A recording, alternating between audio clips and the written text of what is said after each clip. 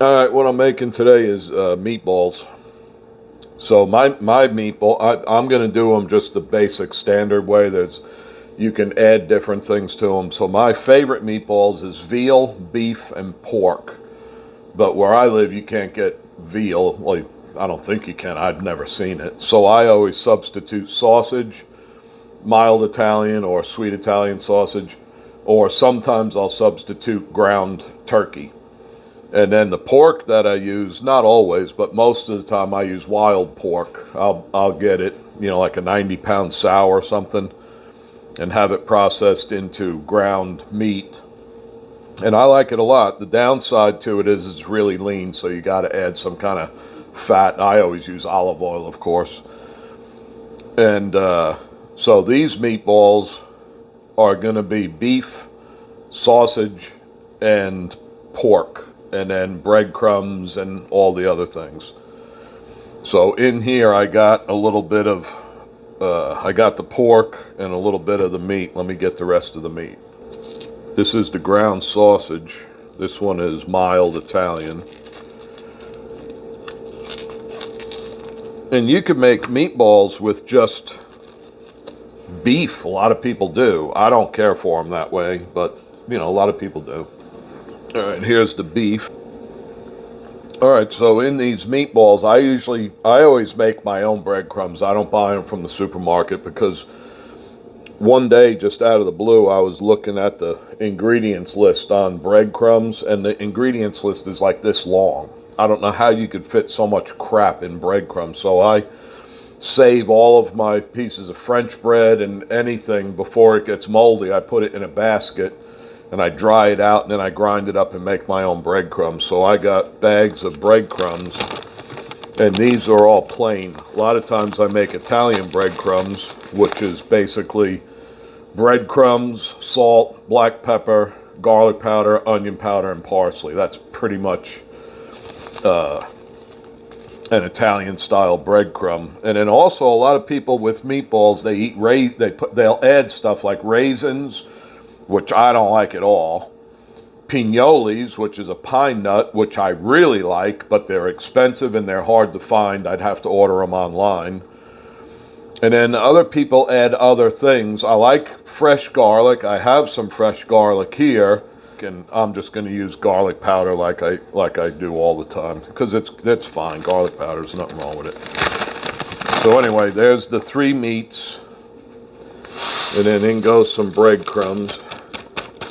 And the reason I have them in the paper bags is because when I vacuum seal them, you can't vacuum seal breadcrumbs or flour or cornmeal or anything directly in the plastic bag because it gets sucked into the vacuum part of the vacuum sealer.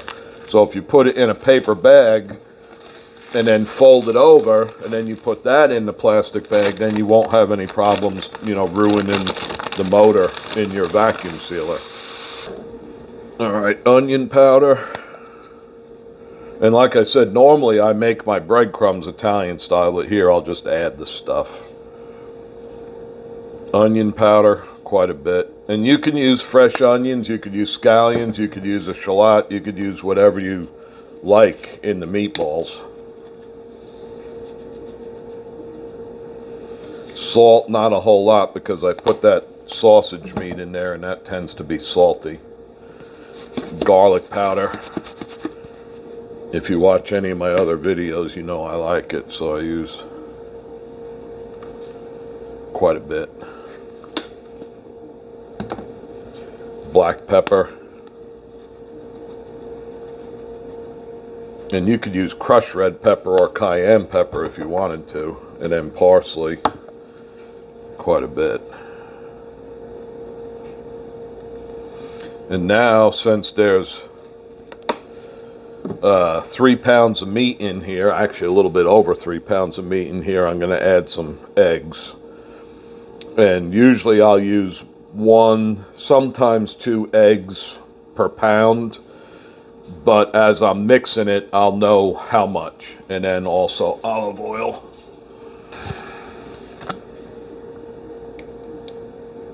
Not too much.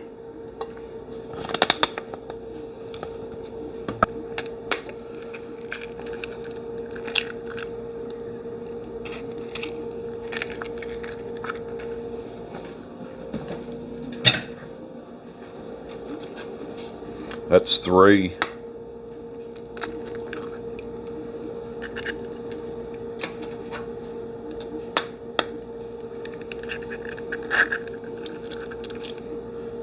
All right, let me try 5 and see how that works. When you make the meatballs, when you roll them, there's 3 kind of distinct ways to do meatballs. I like them all 3.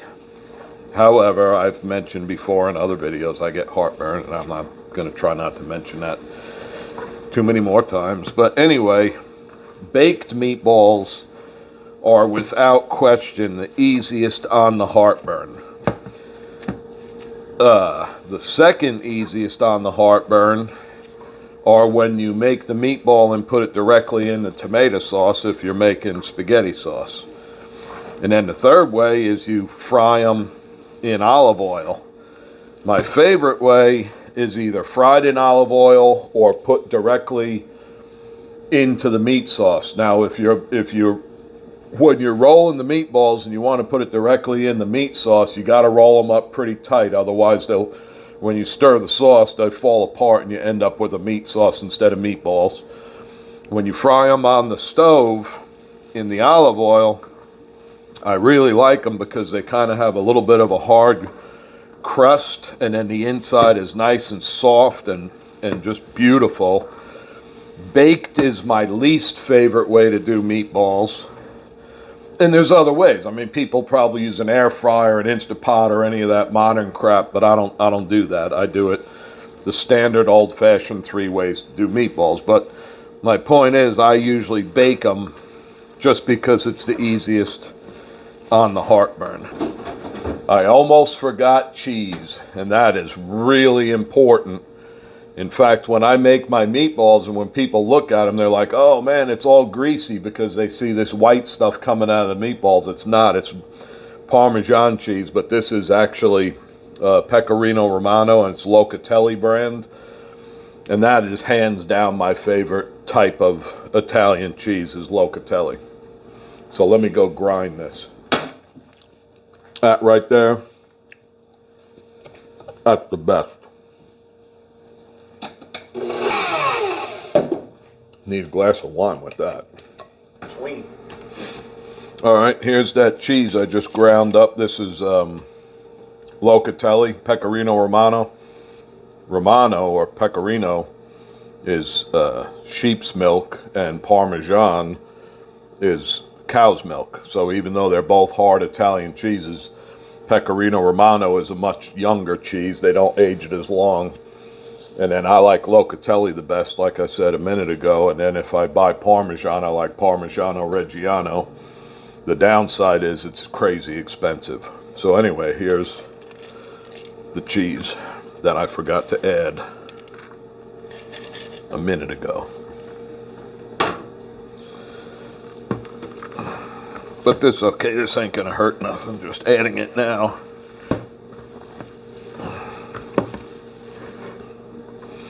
All right. And I like them about the size of golf balls. And since I'm putting them in the oven, I'm not gonna roll them quite as tight as if I was putting them directly into the spaghetti sauce, if I was making meatballs for the spaghetti sauce. I'm having one hand like that and the other hand is kind of cupped. And you get a pretty perfect, like a golf ball. All right, there's the meatballs. Rolled, ready to go. I'll wash my hands, put them in the oven, then I'll clean everything up. All right, they're gonna go in the oven, and then I'm gonna clean everything up. And then we're going to make meatball Parmesan heroes.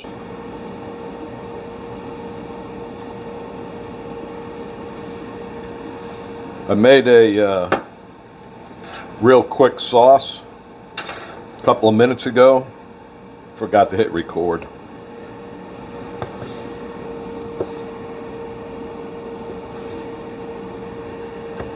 And a Those meatballs, I guarantee, are going to be done.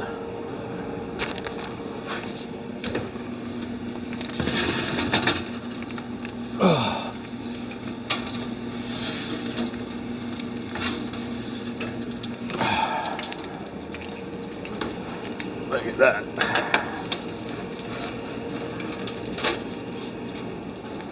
Those are nice meatballs.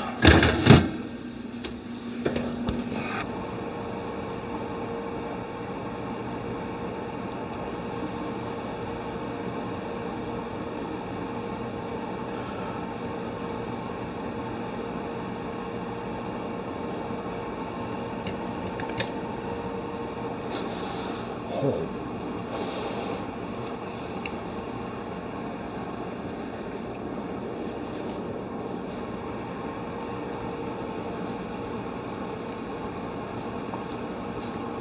Need a nice glass of wine to go with that. Or a cold beer.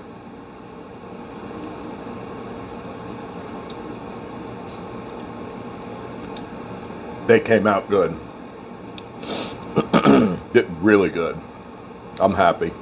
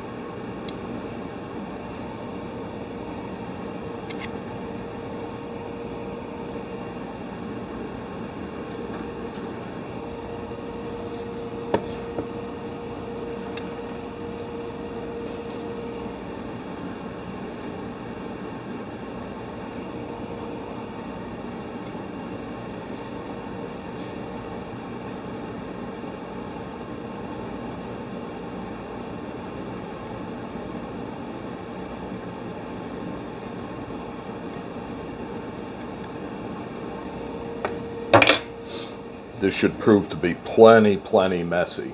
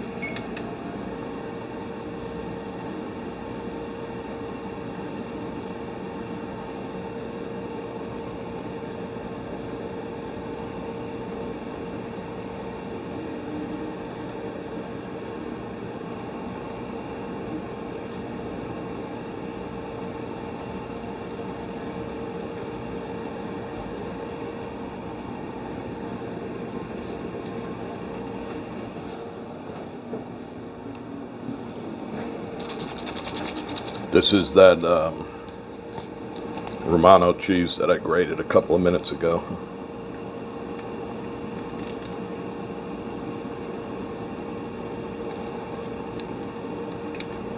It's going to make these really salty, but it'll taste awfully good.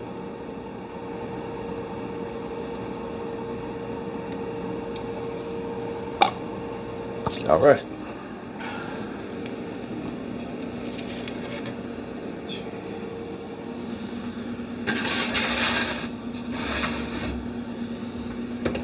All right, a couple of minutes of that, and we'll see how it looks. Ready to rock and roll. Yeah, it's ready to come out. We're ready to get crispy.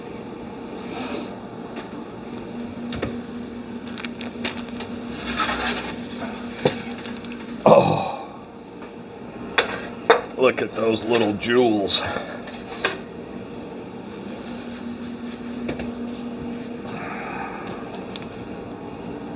Now the trick is assembling the sandwich without burning the snot out of your fingers. Yeah, just throw it on the rock. You're gonna have to let it cool. Alright. Man, it might be good open face. I don't know though. It's hot.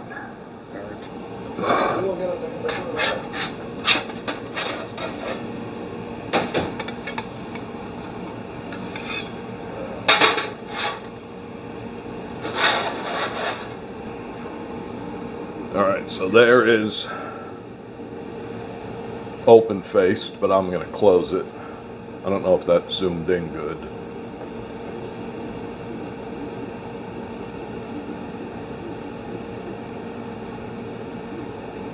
So let's see.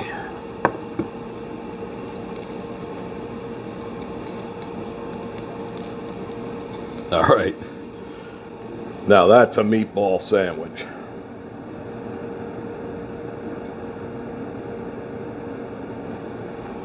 All right. Without burning my mouth to death.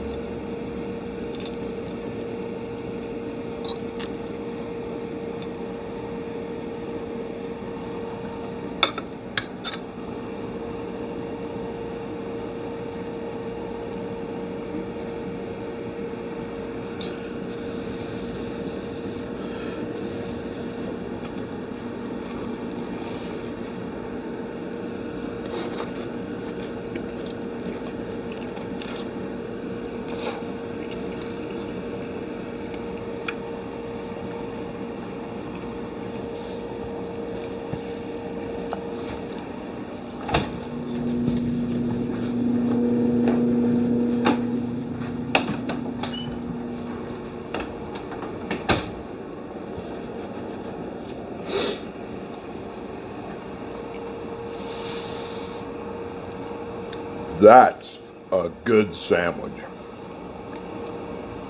Start to finish. If you never had a real legit New York style pizzeria meatball hero, that's one. And I'm telling you, this is a good one. Messy. The whole thing's just wanting to fall apart. But let me get another bite.